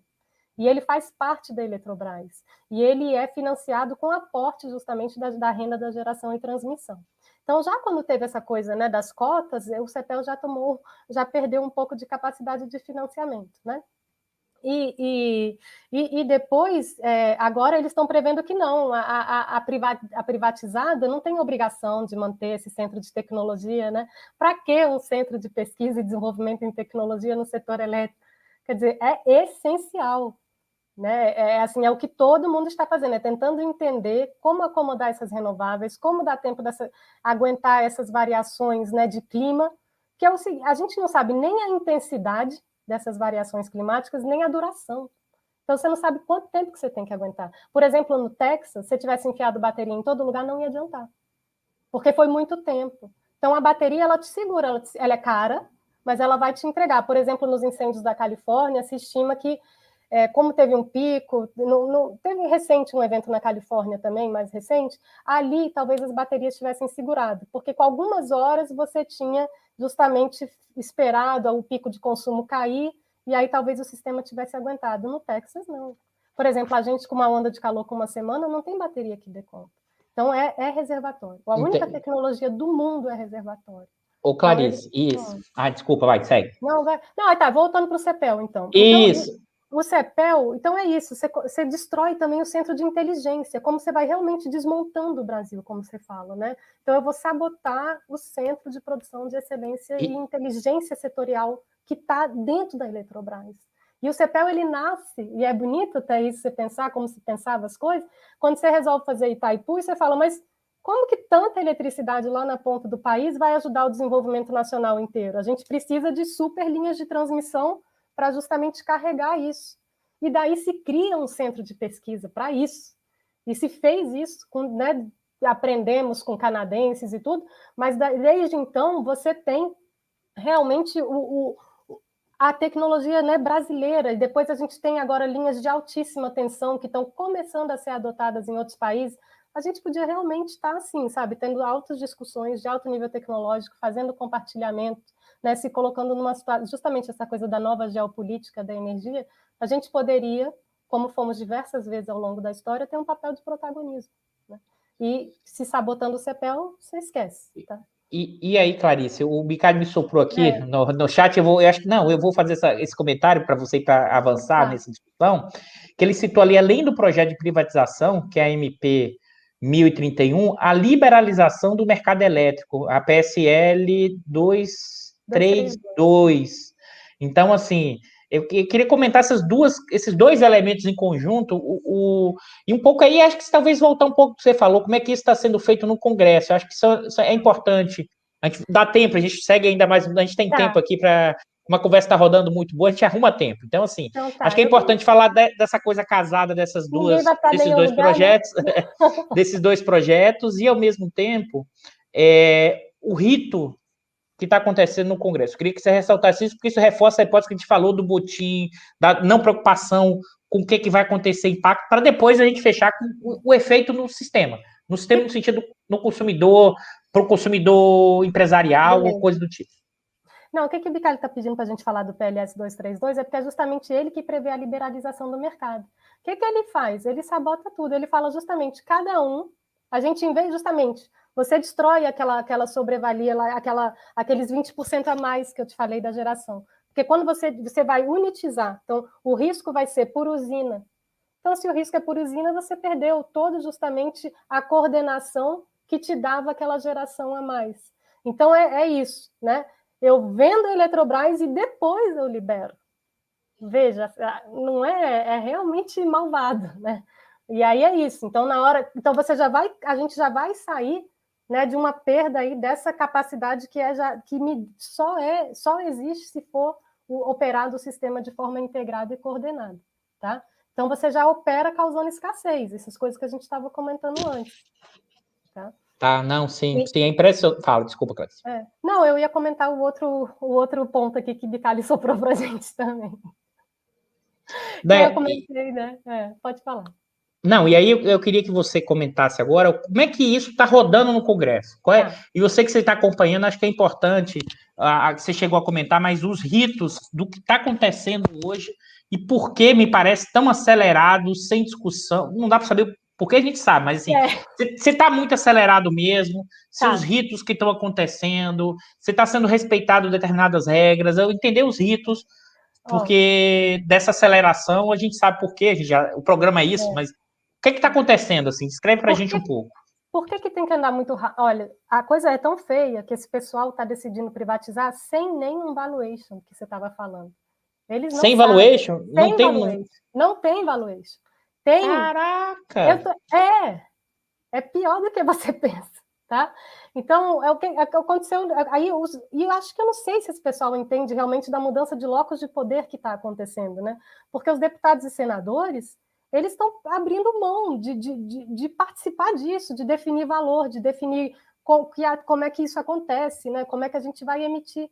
Porque uma vez que for aprovado isso, deixa eu voltar aqui rapidinho o regime de urgência. Então, assim, todos os ritos estão sendo atropelados, tá? Então, colocaram em urgência, alegando urgência, primeiro falando um pouco de pandemia e da urgência de se privatizar, mas você vê, não procede, assim, eu fiz um micro parecer, todos os parágrafos do relator são contestados, é totalmente arbitrário. E aí, o que pior do que isso, no dia 12 de maio, quer dizer, uns 10 dias, nem 10 dias antes, uma semana antes, eles mudaram os ritos da Câmara, né? Não sei se você está lembrado. Então, mudou as minorias, né? E a oposição perdeu o tempo de obstrução, perdeu. Então, é um atropelo total. Então, você tem lá um membro da oposição que fala: deputado, presidente, eu faço obstrução. Segue o voto, não muda nada, não acontece nada. Uma obstrução por partido, o voto não é mais individual. Então você tem isso, você tem menos de 24 horas. É enviado esse relatório completamente muito ruim, tá? Muito ruim, mal justificado, cheio de aberraçõezinhas que a gente pode comentar, não sei, aí realmente talvez fique muito longo, mas enfim, cheio de coisa ruim mesmo. E aí foi colocado para voto, não respeitaram nem 24 horas. E aí vai para votação em plenário. E aí, quando você tem um regime de urgência, não passa por nenhuma comissão mista, não passa por nenhuma comissão de discussão. Não teve uma audiência pública. A gente está falando do coração do setor elétrico brasileiro. A gente está falando do controle dos reservatórios, das linhas de transmissão, né, do coração mesmo da transição energética e da estabilidade, da segurança de abastecimento desse país. Então, em menos de 24 horas e sem debate.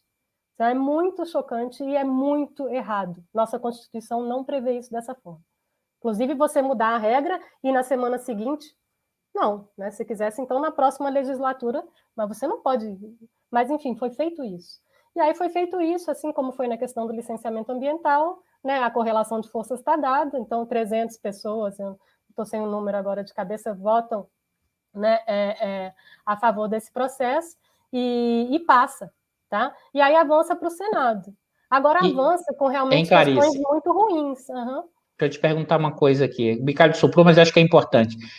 Acrescentou coisas como a discussão das térmicas, ou seja, colocou um novo ator dentro desse processo, ou seja, interesses aí dentro operando? Tem vários. Aí, justamente, esse negócio das térmicas, eles já queriam tentar passar na lei do gás, nem na lei do gás passou. Então, jogaram agora, dentro do relatório da privatização da Eletrobras, quer dizer, quando a União vai perder controle, dizendo, e isso, veja, então, a parte que vai ser privatizada, é preciso que se saiba que Itaipu não pode ser privatizada, porque ela é binacional, isso é um tratado internacional, não pode mexer. E eletronuclear também, isso não conseguiram mudar na Constituição. Então, vai ser criada uma empresa, que vão ficar essas empresas que não são privatizáveis, tá? E aí estão colocando que com a renda futura desta empresa que não foi privatizada, você vai financiar a termoelétrica que vai estar nas mãos, né, dos privados. E a obrigação de contratação é pela privatizada, financiado com dinheiro de Itaipu. Até o Rodrigo Maia gritou, entendeu? Foi isso que o Rodrigo Maia estava denunciando, era isso. Tá, entendi. Itaipu vai dar um subsídio para as térmicas. Meu Deus do céu. Eles estavam doidos para privatizar Itaipu, mas não conseguem. Ou seja, deixa eu te perguntar, ver se eu estou entendendo. Você privatiza, mas mantém o Estado subsidiando a privatização dos ganhos. Ou seja, além de você entregar a renda de monopólio, você ainda vai aumentar uma renda que o Estado vai transferir via Itaipu para esses atores dentro desse processo. É isso mesmo? Isso, caraca. E te digo mais, a Eletrobras tem recebíveis. É pior do que eu imaginava mesmo, Clarice, mas segue. Eu tô te falando. É quando a pessoa lê, não acredita. E aí, além disso, a Eletrobras já tem recebíveis, isso já está dado, né? É uma indenização que foi calculada errado, ela tem em torno de 45 bilhões a receber. Vai para a privatizada. Como pode isso? Né? Então, a União já vai ter esse recebimento diluído, tudo isso. Tá? Então, tem várias coisas que vão acontecer. E aí, o que você podia pensar, né? Meu Deus, como é importante essa coisa do preço, né? Sim, é importante e é interessante falar isso, né? Essa das termoelétricas, aí foi aí que o Novo reclamou, inclusive o PSDB também. No primeiro momento do voto, foi colocado para voto se adiaria, né? A oposição pediu, vamos adiar essa votação, a gente não teve nem tempo de ler o relatório. E aí, então, foi para voto. E aí, Novo e PSDB, não, e MDB, na verdade, MDB, decidiram, apoiavam o adiamento do voto para que justamente se visse algumas questões. E eles condenam muito essa coisa da termoelétrica, porque o impacto tarifário de 6 GB de termoelétrica é absurdo. Então, aí é esse estudo da Abrasce, que está saindo na imprensa. A privatização da Eletrobras com as termoelétricas pode aumentar a tarifa do consumidor em 20%. Então, por que a Abrasce reclama? Porque isso vai afetar o grande consumidor. O que a Abrasce não diz, né? Que tem também a descotização, tá? E essa descotização vai, sobretudo, afetar o pequeno, que a maioria dos consumidores dela está no mercado livre. Tá? O que a Abrasce não diz? Ela fala também das PCHs, né? Então, ela não fala justamente dessa questão da financiarização, do fatiamento em como isso vai encarecer, de todos os hedges que vão surgir, porque ela está aí apoiando esse pessoal. Tá? Então, ela fala dessa questão termoelétrica, mas tem vários outros elementos que vão provocar um aumento de tarifa. tá? Hein, Agora ela Clarice, fala... é interessantíssimo isso que você está falando. Assim, é triste, mas ao mesmo tempo É triste, interessante. Mas que sentido eu falo interessante? Você consegue olhar essa discussão que está acontecendo e mapear os atores, ou seja, a economia política da privatização da Eletrobras. Então a Brás está lá reclamando porque vai bater no bolso dos grandes consumidores de 20%. Mas ao mesmo tempo quer eliminar a térmica, mas deixa os outros elementos que não vai bater nela, vai bater no pequeno consumidor. O pequeno consumidor não tem capacidade de reagir a isso porque não tem representação. Tem nem E do outro Isso, e do outro lado, alguém que deve estar doido dessa burguesia brasileira para comprar a Eletrobras para botar a renda de monopólio em cima do pessoal. Ou seja, você tem uma economia política de quem está operando, o outro da discussão dos grandes bancos que já têm comercializadores de energia elétrica, ou seja, eles querem integrar, ou seja, eles querem sair da comercialização para talvez entrar no sistema e mais ainda, e para aumentar a venda de serviços tipo de mercadoria. Ou seja, você consegue enxergar esses atores e você consegue enxergar, na verdade, a não regulamentar nenhuma forma regulatória clara desse processo, ou seja, um verdadeiro motim que está em jogo, né? É briga de cachorro grande para ver quem vai ferrar mais pequenos e médios consumidores e mais ainda, com impacto para frente no sistema, na transição energética e no preço final do consumidor. É um pouco isso ou eu estou exagerando? É isso. É um absurdo hoje e é enterrar nosso futuro amanhã. Assim, é uma condenação mesmo, assim, para o desenvolvimento brasileiro. Eu não consigo pensar em nada mais desestruturante do que esse processo que está acontecendo agora. Até mesmo, né, o crime ambiental e tudo isso, bom, claro, né, até você reconstruir, enfim, mas você mudando a regra, né, você tem o setor elétrico, se você desintegrar ele, né, e se você abrir mão desse controle, não tem jeito.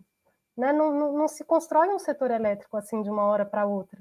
E eles estão de uma hora para outra destruindo o setor elétrico brasileiro. Não pode. Tá, um outro ponto que foi dito também e que foi questionado é justamente, e aí o regulador, ele sim, o regulador não, o relator, né, o senador, o deputado, ele se enrola porque ele fala, não, porque ela está perdendo participação de mercado, está se tornando menos importante, é preciso que a Eletrobras seja forte. Forte para fazer o quê? Para quem? Né? E aí, numa página mais para frente, ele fala, mas então a ANEEL pode intervir no Mercado Livre para atuar contra a concentração de mercado. Então, quer dizer, ele sabe que essa empresa vai ser super relevante e que vai ter poder, ela nasce com poder de mercado. Tá? Ela nasce com poder de mercado. E aí mandaram tirar, porque realmente não é para o regulador intervir no Mercado Livre, mas como que você faz, então? É para você intervir ex ante. Você não pode aprovar uma estrutura que vá gerar... E aí, por isso que você tem essa regra tradicional de reformas de mercado, que é você não privatiza nada até que as novas regras estejam dadas. Até que a gente saiba direito como os riscos vão ser compartilhados, né? Como vão ser os custos. Tá? E aqui, de novo, tem 95 foi a mesma coisa, né? Vamos privatizar e depois a gente muda a regra. Terminou a Eletrobras com as distribuidoras, né, que eram totalmente deficitárias, a Eletrobras tendo que fazer os investimentos, tendo que fazer SPE para expandir o sistema e garantir o que a gente tem hoje, tá?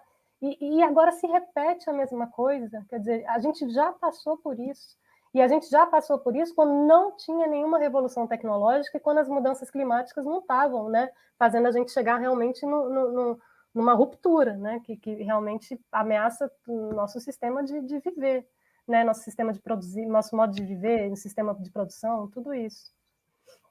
Enfim, é gravíssimo. Não, é gravíssimo e me impressiona muito quando a gente vai por cada setor, e é um pouco que a gente está trazendo as pessoas aqui, é porque esse botim é generalizado. As pessoas realmente não estão levando a sério, acham que é retórica o argumento que a gente tem utilizado aqui nos últimos 3, 4 anos, mas na verdade é desmanche. Como diz o Bicalho, ele sempre fala o seguinte: o pessoal não está preocupado se o carro vai andar, o pessoal está preocupado em levar a porta, levar o volante. Se o carro vai ser todo desmanchado, não estou aí, mas eu estou vendo no curtíssimo prazo. E um problema que o setor elétrico, um setor que é altamente estratégico, um mercado muito específico, a questão de segurança energética, a questão como aí a questão política do que significa um apagão, um aumento de preço, porque bate em todo mundo. Então, assim, acho que Não, é um último comentário, assim, não sei se está ficando muito, mas assim, é como os países estão usando o setor de energia como justamente a alavanca da retomada econômica pós-crise, né? Porque justamente você está precisando adaptar a infraestrutura, né? E você está precisando redinamizar a economia. Então, é FMI com agência internacional. Assim, onde é que macroeconomicamente o multiplicador vai ser maior onde a gente colocar dinheiro? É neste setor, porque você vai precisar mudar, né, habitações, você vai precisar mudar motores de combustível e passar para eletricidade, você tem que fazer um monte de coisa, e essas transformações todas geram emprego à beça. Então, na verdade, eles estão, é tipo um tripé que eles estão usando realmente para, opa, vamos sair daqui desse buraco. Né? A gente vai gerar emprego, vai gerar uma retomada com energia limpa e vai aumentar, né, o desenvolvimento. Você não pode sabotar o seu setor de energia. Não pode. Nós estamos fazendo um caminho completamente inverso, e alguém já comentou aqui, alimentando tubarões de fundos internacionais, aí, mas eu vou completar. E também de uma parte expressiva dessa burguesia, desse andar de cima brasileiro. Eu estou sempre reforçando isso, sabe, Clarice? Porque não, vou te parece dar um que exemplo, né? Fala, não, pode dar um exemplo. Por exemplo, o BTG, que é bastante citado, né, não por acaso, comprou a principal consultoria do setor, que serve, que fornece estudos para todas as distribuidoras, para diversos agentes, para diversas entidades. PSR agora é do BTG. Entendeu? Tá. Ou seja, a principal consultoria que fazia análise, avaliação, Isso. Não, precificação. são excelentes engenheiros, estudos bons e tudo, mas assim, sempre no recorte da ótica de quem encomendou, né? Mas assim, de muita competência. Então, esse conhecimento setorial, até isso, justamente, você destrói o CEPEL e você tem este centro de conhecimento que pertence ao BTG. E que não faz P&D, a gente está precisando de P&D mesmo, a gente está precisando de inovação para justamente dar conta, e isso realmente ela não vai fazer, não é a vocação dela, mas é um grande centro, né, de informação. E Sim, assim, muito bom, Clarice. Assim, eu acho que, caramba, foi uma grande aula, eu posso dizer, porque eu aprendi muito aqui. Mas não acabou ainda não, tá? A gente ainda vai para as perguntas do pessoal. Você só tá ávido aqui para perguntas, não. A gente ainda vai rolar para frente. Mas eu já estou agradecendo de antemão. E a gente vai voltar aqui mais com a Clarice para discutir. Acho que é fundamental para a gente entender, porque o setor que é difícil, tem muita tecnicalidade, tem muitas especificidades, mas eu acho que você, pelo menos assim, conseguiu, para mim, acho que para quem está assistindo, transmitir com muita clareza o que é que está acontecendo. E eu queria meio que reforçar essa discussão e voltar um pouco do que eu falei do início. As pessoas não estão entendendo. Nós estamos vivendo um saque. É acumulação primitiva com um saque, com o aumento da exploração da força de trabalho. A gente, assim, essa elite brasileira, não é nem elite, esse setor dominante brasileiro, ele está derrubando prédio, ele está derrubando pilar e todo mundo está dentro do prédio. E assim, é evidente que ele vai sair correndo, levar o dinheiro e ir embora, se for o caso. Ou seja, mas a gente está criando uma. A gente está. Assim, esses setores dominantes, eles demoliram as instituições, usaram o jeitão para recuperar a lucratividade, para aumentar a exploração, para ganhar novos espaços de acumulação. Eles não estão olhando nada daqui para frente. Ou seja, isso é um sinal da financiarização. As pessoas acham que a financiarização é apenas uma coisa, o produtivo versus financeiro. Não. O neoliberalismo, a financiarização, é a forma como o capitalismo assume um determinado momento histórico. E é o que isso? Isso significa você acelerar fortemente o que? A busca do lucro no curtíssimo prazo. E qual é o efeito disso no médio e longo prazo? A Clarice apontou. O sistema vai ser destruído com enormes riscos da frente e mais ainda, com enorme impacto de segurança energética, de riscos de redução de eficiência econômica, com questões macroeconômicas, e mais ainda, se a gente resolver voltar a crescer um pouquinho, você não tem energia para isso, porque vai ser caro. E vai bater no consumidor na ponta. Assim, é muito impressionante, eu queria reforçar isso, assim, a gente está vivendo o saque, não é nem o que a gente viu das companhias holandesas. Vou voltar ao exemplo do Berkovitch, professor que teve aqui do direito lá da USP. Não é as companhias holandesas controlando, por exemplo, a produção de açúcar durante o período da invasão holandesa em Pernambuco. Tinha exploração, venda de tráfico de escravos, ou seja, uma acumulação primitiva coordenada. Aqui não. O que a gente está vendo é os caras desestruturar as instituições desde o golpe de 16 e continuam no saque, na maior confusão, sem ter a mínima ideia do que vai acontecer, acelerando os processos, quebrando as regras, né? E aí eu queria reforçar, o Bolsonaro, o Centrão, o parlamento, é funcional a esse processo, mas ele não é a causa disso. Se a gente não entender isso, a gente não entende que esse setor dominante brasileiro, desembarcou do país, não está preocupado com nada e quer recuperar e manter a lucratividade a qualquer custo. É impressionante se você... Eu tenho voltado a ler os autores nos anos 50, 60, Chico de Oliveira, Florestan, como é muito parecido e não mudou, mesmo com os avanços que tivemos recentemente. O jogo é muito bruto, é muito perverso, e essa burguesia brasileira é barra pesada. E sem futuro, né? Literalmente, né? Assim, sem futuro mesmo, uma coisa assim de destruir com a gente. Tem uma pergunta, né, Dudu? Começa respondendo aqui. Isso, o Bicalho vai botando para a gente aqui as questões, ele fica aqui no back-office e eu vou lendo para você responder. Eu sei que já apareceram um bocado de coisa aqui. Eu vi uma só, que eu estou distraída, eu fico olhando para você. Não, para trás apareceram muitas, você não tem ideia, o quanto já está rodando muita coisa. Tá. Mas eu vou atrás aqui, se quando o Bicalho não bota, eu vou olhando aqui, peraí. Tem uma na tela aqui para mim, que é do Leymar, que é como é que fica a expansão do sistema elétrico. Então, não, essa é a pergunta que o Bicalho fez e eu que não coloquei, tá vendo? O Bicalho já botou, ele deve estar lá, o Dudu tá fazendo besteira, mas olha lá. O Leymar pergunta, Clarice, como fica a expansão do setor elétrico com essa configuração?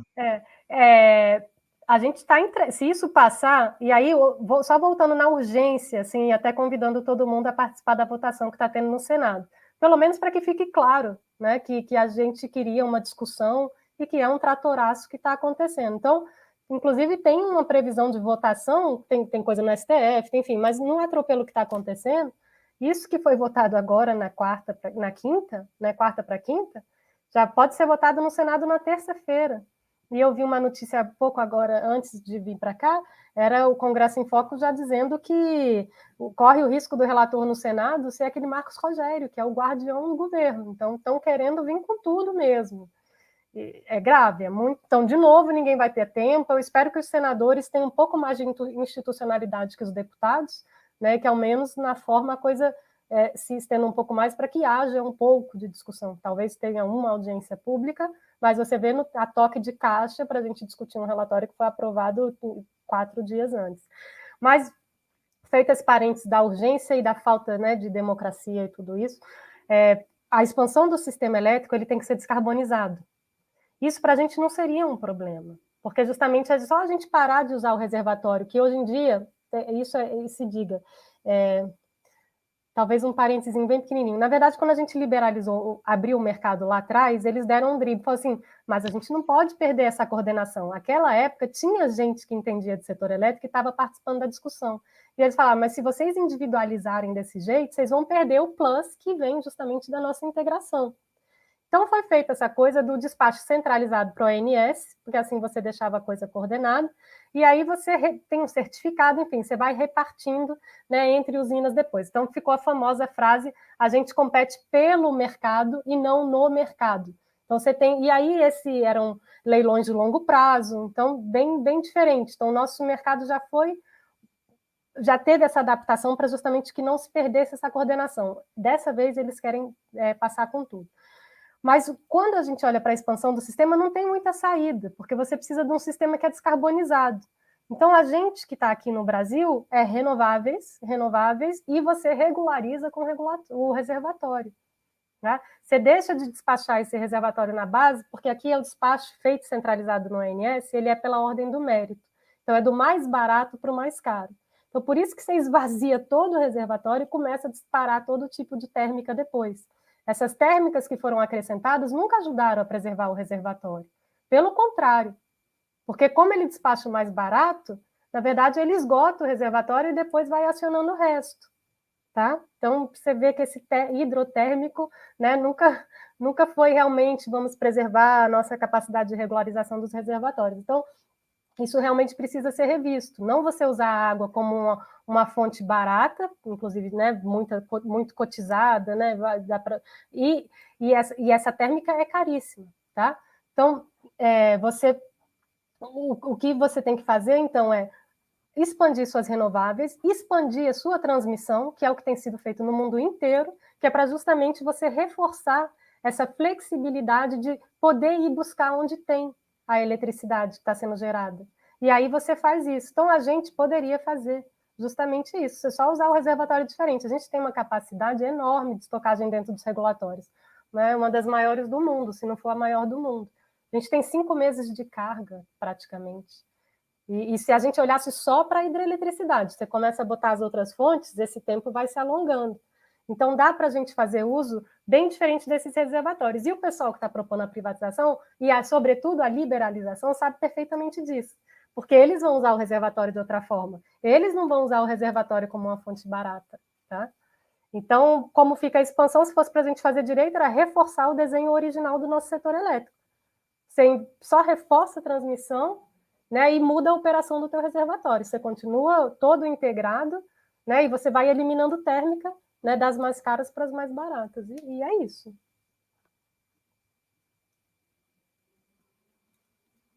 Não estou te ouvindo, Dudu, acho que você está... Tá aqui. O Luiz, a Jota, que está sempre aqui com a gente, pergunta: coloquei painéis solares aqui em casa. Será que isso vai se popularizar e essa vai ser a única solução por parte das famílias para conseguir pagar a conta de luz no futuro? Olha, vai se popularizar sim.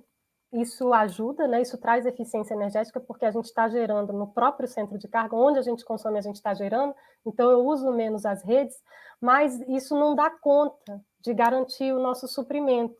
Aí é a Tesla, né? O Powerwall e etc., que você vai aguentar pouco tempo. Então, dependendo, como eu estava falando, do tipo de incidente, né, climático que você tiver, né?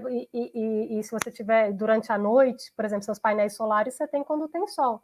O resto é porque você está conectado na distribuidora e ela te entrega eletricidade. Então, e esse é o backup mais barato que tem, tá? Então, isso é bom, mas desde que você tenha um sistema coordenado e integrado por trás que possa vir. E é assim que é o mais barato. Quanto mais integralizado, quanto mais expandido e mais integrado, mais barato é a segurança do teu abastecimento. Em Clarice, não adianta ter a segurança individual, porque se você não tem um sistema que coordena, não resolve o problema, né? É isso. Ajuda, mas não resolve o problema. É isso, exatamente. E aí é isso, se vendeu essa coisa, né, da descentralização, da modernidade, das novas renováveis, não é, tá? Você vai ter geração em casa, mas você continua precisando desse sistema conectado e integrado por trás para te garantir. Maravilha, Clarice. Tem milhares de perguntas, muita gente. A gente vai voltar depois aí para discutir no diário, mas a gente já está mais ou menos chegando no horário. Eu vou, antes de te agradecer, eu vou avisar o pessoal que semana que vem nós teremos 2 diários da crise. Vocês vão pegar, Eduardo, que história é essa? A gente tem o nosso na sexta-feira normal e eu vou compartilhar aqui. A gente vai ter o Diário da Crise especial na próxima sexta-feira. Tá vendo? Na próxima quarta-feira eu vou mostrar aqui para vocês o que é que vai ser esse Diário da Crise Especial que já está disponível aqui. Deixa eu compartilhar, tá? Que é o Diário da Crise Especial, o lançamento do livro A Economia Brasileira, tá? De Getúlio a Dilma. Então a gente vai discutir o seguinte: Brasil, passado, presente e futuro. Então eu vou fazer o papel de mediador nessa história. Eu tive também um capítulo, um dos capítulos do livro sobre os anos do governo Sarney foi eu que escrevi, mas a gente vai contar na próxima quarta-feira, dia 26, às 19 horas, com o professor Carlos Pinkfeld, da UFRJ, o professor Fernando Augusto Matos, da UFRJ, a professora Ildete de Mello, da UF, o professor Vitor Leonardo, da UF, a professora Denise, da UFRJ, e eu vou fazer essa de ficar perguntando, estronhando, discutindo o Brasil, o passado, ou seja, dos anos 30 até a saída do período autoritário em 85, e o que é o Brasil da nova república pós-85 até esse momento, e o que é o Brasil do futuro, e para isso a gente vai fazer o Choparaqui, o lançamento do livro, já vou anunciando que quem aparecer aqui, quem tiver por aqui, a gente vai conseguir um descontozinho de 10%, provavelmente 10% do livro, o cupom que a gente vai colocar aqui, para provavelmente 2, 3 dias. Então, assim, vocês que gostam do diário, vai ter o diário na próxima quarta, um diário especial, depois a gente volta no diário na sexta. Eu gostaria novamente de agradecer muito, muito, muito a Clarice. Foi um debate impressionante.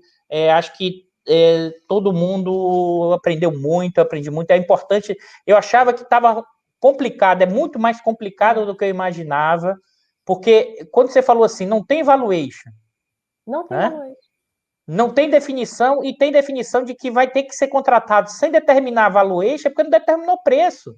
Então vai ser uma zona de. Mas diga, vai, Clarice, pode falar. Só esse detalhe, eu sei que está ficando tarde, mas detalhe. E aí, sem valuation, sem nada, na hora que. Então, só aprova isso. Quem decide como vai ser feito é lá dentro da Eletrobras. E a União não vota por conflito de interesse. Então, você entrega tudo para os... Peraí, que isso é importantíssimo. É gravíssimo. Ou seja, você não determina valor, você não determina venda, aí vai para a Eletrobras. Isso. Mas o principal acionista não vai participar, desses preços, ou seja, vai ser os acionistas minoritários que vão... E esse valuation foi encomendado em carta assinada pelo Guedes, tem comunicação ao mercado, eu não estou me lembrando ainda, e esse valuation vai ser entregue aos conselheiros da Eletrobras. Eles já pediram, eles querem saber quanto vale os ativos. Estranho os deputados e senadores não acharem isso importante, né? Então tem pedido, está encomendado esse valuation, mas ele chega depois da privatização ocorrida. É impressionante, porque realmente é o butim. Se a gente vai para o setor, é rodando em todo setor. Isso só é possível porque a gente vive essa crise institucional, que as regras não são cumpridas, os regimentos, os processos, os procedimentos. É a crise institucional como funcional, e é impressionante o que a gente está vivendo. Então, assim, acho que é importante a gente entender o que está acontecendo, utilizar a gente no nosso mundo acadêmico, disseminar informação. A ideia é que o nosso Diário da Crise, dentro do canal do Instituto, é disseminar o que está acontecendo, da nossa interpretação. Outros vão dar outras interpretações, mas tem que, pelo menos, mostrar outras interpretações, porque não está aparecendo as outras interpretações, porque não tem debate, porque passar o trator por cima, isso significa passar o trator por cima, porque a discussão vai do jeito que está e acabou. Então, assim, eu gostaria de agradecer muito, muito, muito, Clarice. Foi um Diário da Crise, realmente. Esse foi o Diário da Crise especial. Espero repetir na próxima quarta. E realmente ajudou muito a jogar luz no que está acontecendo. E agradecer muito. Eu queria te ouvir aí com suas palavras finais dessa discussão. Então, além desse escândalo final aqui que eu te coloquei, né, quer deixar muito claro que assim, a gente abrir mão mesmo do futuro, né, da garantia da segurança, e abrir mão desse elemento da função da empresa estatal, né, que é tocar uma série de políticas públicas que são extremamente necessárias. A Eletrobras é responsável pelo luz para todos. O único serviço universalizado mesmo que a gente tem no Brasil é a eletricidade. A gente vai um mundo que fica cada vez mais elétrico, a tarifa se encarecendo, você vai tirando todas as políticas públicas. O outro programa de política pública que ainda existe para eficiência energética é do Procel. Última consideração também, para evitar aumento de tarifa, o regulador foi lá e disse, não precisa mais gastar com P&D, não. Então, assim, é tudo uma aberração. Assim, por onde você quiser puxar... E aí, até antes de fechar, eu vou fazer um comentário para votar vocês. Se por acaso a gente, nesse momento, não conseguir for privatizado, qualquer governo progressista tem que colocar na pauta eleitoral a reestatização da Eletrobras. Eu acho que isso é fundamental, porque o que está acontecendo é um problema de segurança energética, é um problema de você não sabe o valor de venda, ou seja, controle das águas, botim, controle das águas, a questão da nossa transição energética, e a gente não tem a mínima ideia do como esse pessoal... A gente sabe como está operando, mas assim, não tem como. Então, assim, acho que qualquer candidato progressista, nesse momento, que se considere progressista, tem que botar na pauta de campanha, caso a gente não consiga, nesse momento, segurar a privatização, tem que estar na pauta a reestatização da Eletrobras. Eu queria te ouvir sobre isso para a gente fechar, Clarice, e agradecer novamente. Eu concordo com você. Eu concordo com você. Isso jamais, não há nenhum contrato aqui a ser respeitado numa coisa que é levada dessa forma. Com botim, né? Com saco. Como é que você vai respeitar contrato quando você tem saco? Isso não é uma regra contratual. Os ritos não são respeitados. Não tem um valuation, não tem respeito ao rito, não tem debate, e não tem sobre... Porque se houver, né, tudo isso vai sair. E aí pronto, como você disse, a gente não pode abrir mão do controle da água, não pode abrir mão da transição, não pode abrir mão de segurança energética, nem do braço estatal que justamente possa utilizar esse setor para tocar, né, e administrar justamente os impactos macroeconômicos, né, tudo que vem acontecendo aí. Então, na verdade, sou eu que agradeço. Eu acho muito importante que essa discussão, né, realmente se popularize, porque é isso, gente. Assim, não é por acaso que a mídia só está na CPI da Covid, que realmente é um grande escândalo, mas, enquanto isso, tem coisa acontecendo aqui, agora. Assim, de um dia para o outro, a gente vai perdendo as coisas. Então, acompanhar a questão do meio ambiente, acompanhar, sobretudo, essa questão da Eletrobras, porque é uma coisa muito, muito grave que está acontecendo. Então é isso, pessoal. A gente fecha por aqui. Agradece a Clarice, o Bicalho também aqui. Vou contar uma coisa, pessoal. O Bicalho estava aqui no chat privado toda hora, quase fazendo debate junto com a gente, tá? Mas obrigado a todos. A gente se vê não na próxima sexta, a gente se vê antes, na próxima quarta-feira. com esse debate especial Brasil presente, passado, presente e futuro. E depois a gente se revê na próxima sexta. Obrigado a todos, obrigado Clarice, Bicalho, bom final de semana para todos. E se cuidem que a gente ainda está no meio dessa pandemia. E vamos seguindo e resistindo, pessoal. Resistindo e permanecendo nessa luta para transformar o Brasil e reconstruir o Brasil que está sob escombros. É isso, pessoal. Boa noite. Boa noite a todos.